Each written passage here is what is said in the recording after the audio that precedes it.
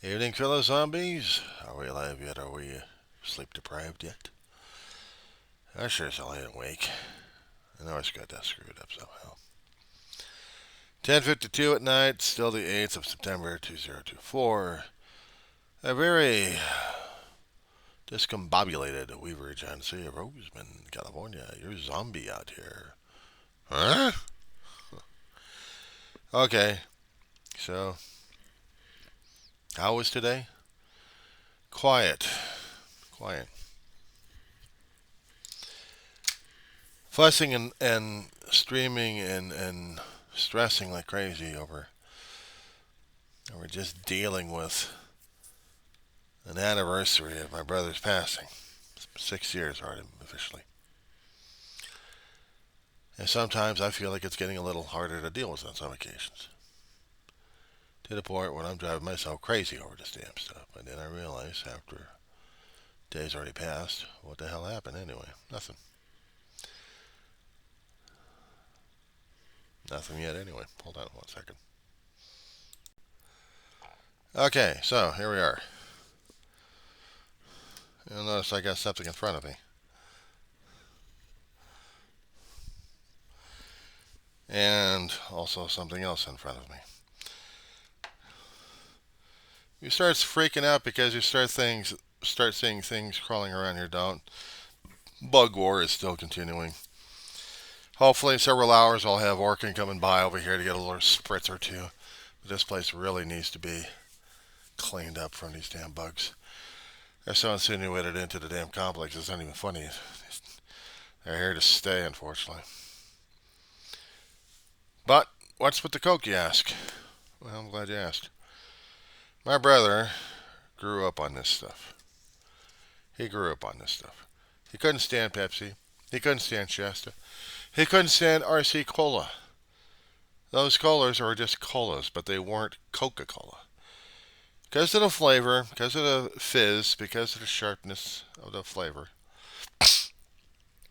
That was the thing that he was accustomed to drinking all the time. Before he turned into a raging alcoholic and then started making peppermint schnapps and mixing with this stuff. No, no peppermint schnapps for me. I'm recovering. So, guys, I did a morning tribute to him. I was supposed to get a smaller one, but apparently the delivery company gave me the larger bottle. They didn't have any smaller bottles available at the time. I don't know why. They usually do have these damn things available. But I got a later size monstrosity. 1.25. My brother, as I said before, was a cocaaholic. For some people, cocaaholic means either into cocaine or you're definitely into Coca-Cola. My brother was definitely into Coca-Cola. He wasn't into fandom like collecting stuff, but we did have at one time Coca-Cola glasses. And one time or another, we'd be able to have Coke floats. Get your ice cream, whatever kind of flavor, usually vanilla for us. Long, very long spoons. Fill it up with Coke very carefully. Take a straw, stick it in there. Be a Coke float for you. I don't have any ice cream. I don't have any straws with me. And all the dishes still need to be washed. Do that in the morning. But I got the Coca Cola out because I wanted to keep it as a reminder. Salute to my brother. I know I did one this morning. It was a private one. But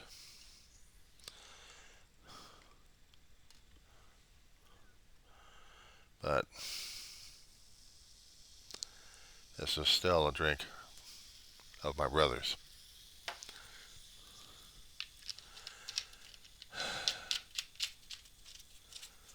My brother's name was David Worth Shaw. He rests with my mother, ashes wise. But his spirit, hopefully, will be upstairs.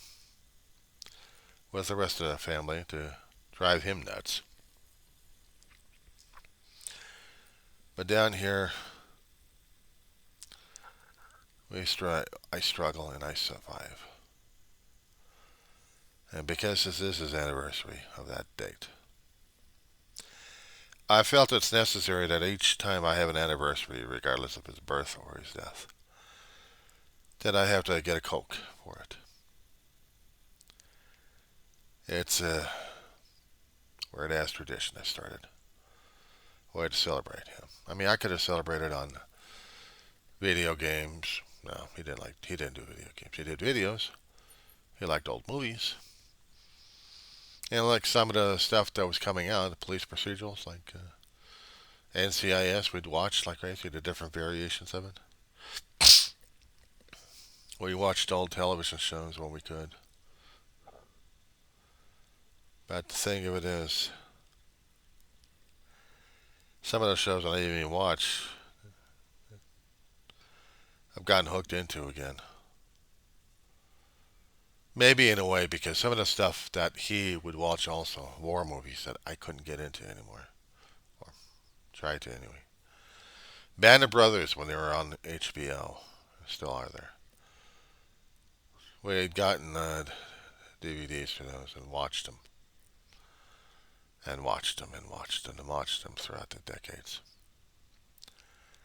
It was something of a mindless entertainment for him, but it was something that he had gone through. He had told me a long time ago. And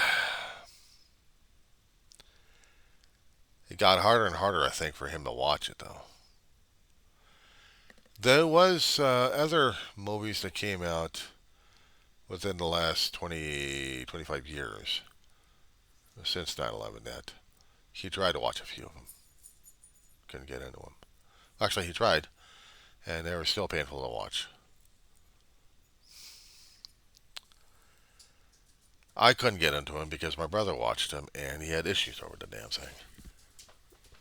What's going on, Mama?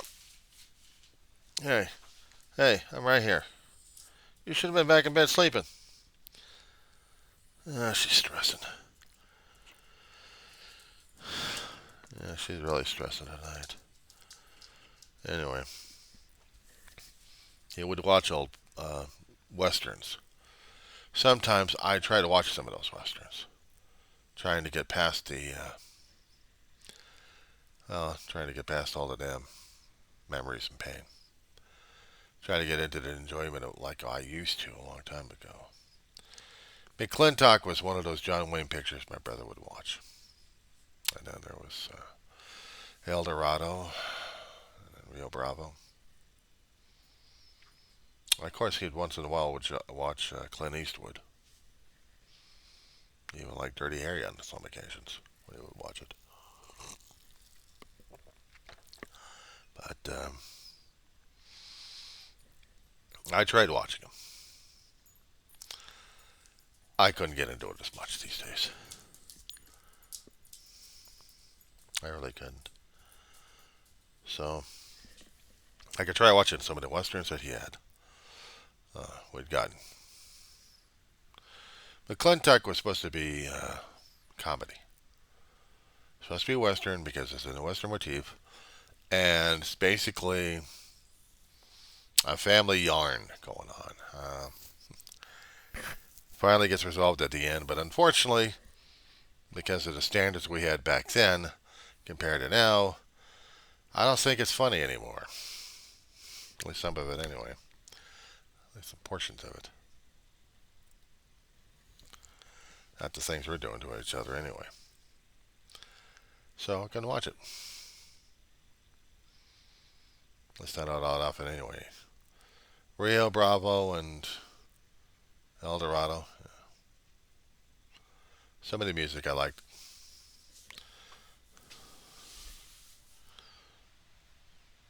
There was a character in the westerns my brother liked to imitate, Gabby Hayes. And at one time he had his teeth pulled out. And he turned himself into Gabby Hayes a little bit. I don't know what his major malfunction was, but he liked the character anyway. He also liked the actor portraying different characters, though. So, and hell, even the old Brenner was one of those characters, but it was complicated on some occasions.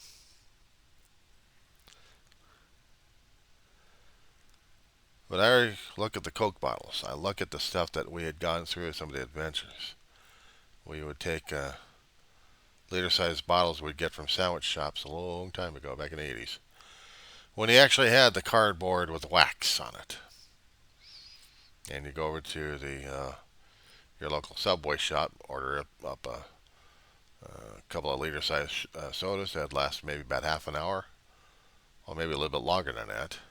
And then we had to stop at different places and get more sodas. Hardly ever water. We drank sodas when we were a lot younger and be able to deal with this stuff.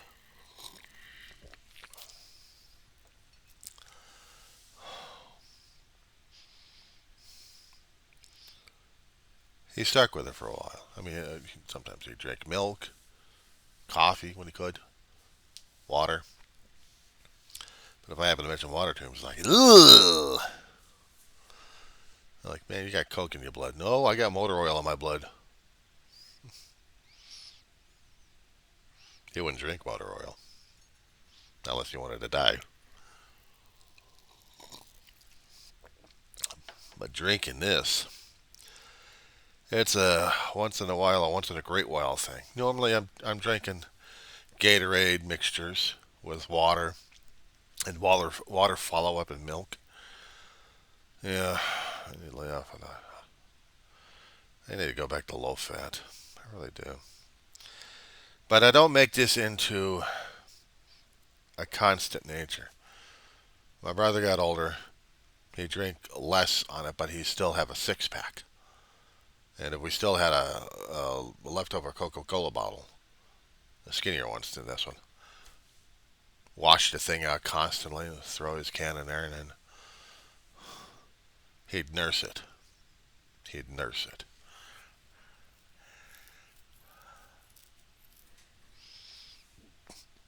Some occasions he'd drink coffee.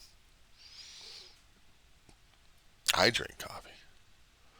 Sometimes in the morning when I think I still need that pick me up, and I know it's psychological, it's not physiological anymore.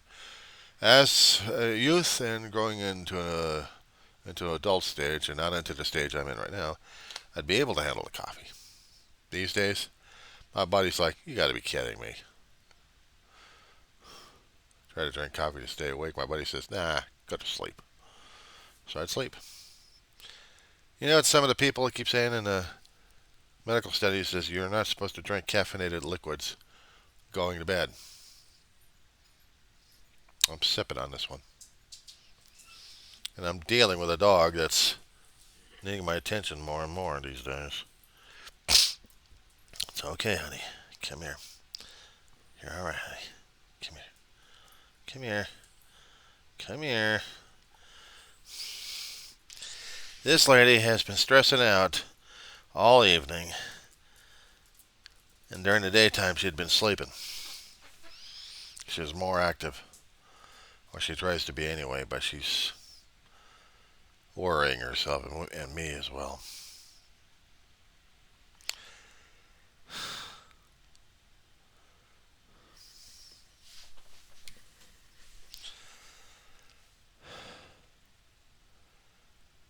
I don't know what next year is going to be like. I don't even know what the next several hours are going to be like. It's about 11:08 in the morning. Actually, 11:08 at night. I should be back in bed sleeping. But she's stressing, and I'm stressing. So I had to get up and do this thing in the first place.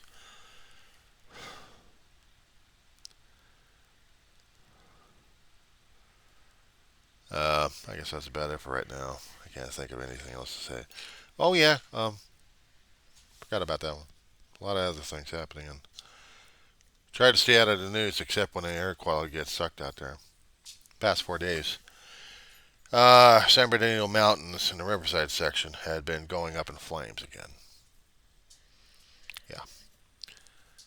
So if you guys have been noticing on the news or getting the clips off of YouTube, you kind of get the local area from California. And you'll hear about stuff in fires happening in San Diego County and in Riverside, San Bernardino territories.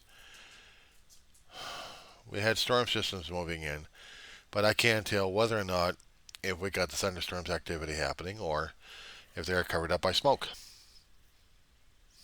And they still hadn't had enough personnel as of this time period to even get a handle on just 1 or 2% of it. It's still a nasty job out there. So, yeah, that's got me worried. I know it's miles and miles and miles. It's like 30, 40, 50 miles away, and I still get nervous about the damn thing. Because smoke travels. And if the wind changes a bit and we happen to get the dust off over here with the ashfall, terrific. Because of the heat that we've been having these days, we're getting either scheduled or unscheduled power outages in different portions of California, including out here in Southland. Now, granted, right now we haven't had any issues with Edison, but I'm still waiting for that situation to hit. Am I ready for it? Not really. Not really. I still have a few pieces of ice left and several blue ices, small ones, ready to go. In case I need to keep the milk stored, okay. I still got plenty of cold water and other water sources, but they're not chilled, they're not iced. I got a couple of containers for igloos I can still use. But after that, I gotta take care of what I gotta take care of. Which means I got a fussy dog that's needing my attention more. Come here. Oh, come on. Come here. Come here, honey. You are stressing too much. Come here. Come here. Madam Stress Case. Oh, give it a rest, will you? You're the one stressing out. Oh, yeah, yourself on that one. She won't relax until I get back in the bedroom and just watch over for a short time until she goes back to sleep. I know. Tell me something I don't already know. Blind and deaf. But she's still a fuss budget. Reasons why I stay home for a long time now. Taking care of her.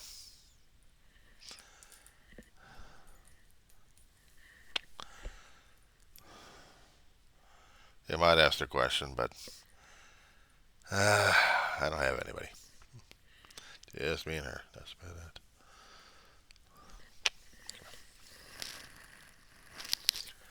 That's it. I know. Stress case. Well, we'll go back to bed in a few minutes. Oh.